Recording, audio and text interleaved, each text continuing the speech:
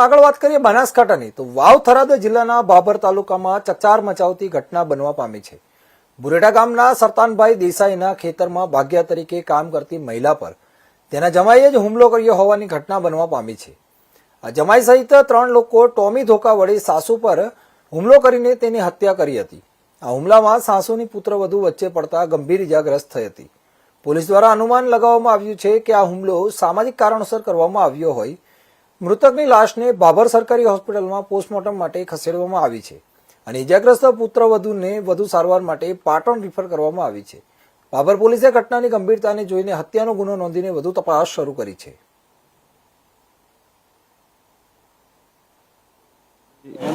दारू पीने धमाल करतो दीकरी में तेड़ी लाईने એટલે પછી ધમાલ કરવા 2 વખત આવ્યો બરોબર।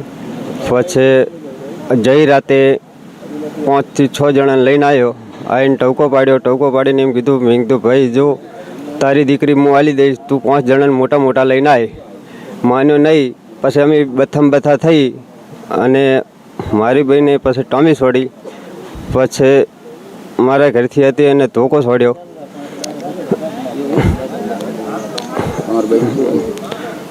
એ તો ઓફ થઈ જાય અને અમારા ઘરથી જઈ પાટણ દવાખાને પોલીસને જાણ કરી। હું રબારી સરતાનભાઈ ગોવિંદભાઈ બુરેઠા। આ જે બલાભાઈ છે એમનું ગામ છે વડપગ અને એ મારા પોતાના ખેતરમાં છેલ્લા 5 વર્ષથી ખેતી કામ કરતા હતા ભાગ્યા તરીકે અને ત્યાં રહેતા હતા।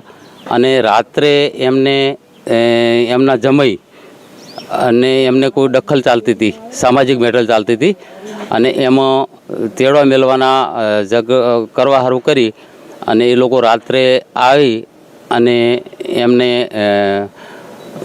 મારી અને નીકળી ગયેલ છે।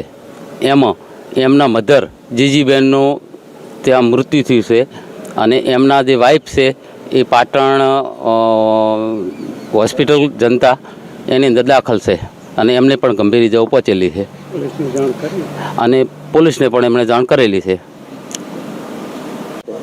અમારા ગામના વડપગના રહેવાસી બલાજી રામચંદજી ગોવિંદજી દેહીના ત્યાં ભાગ હતો બુડેઠા।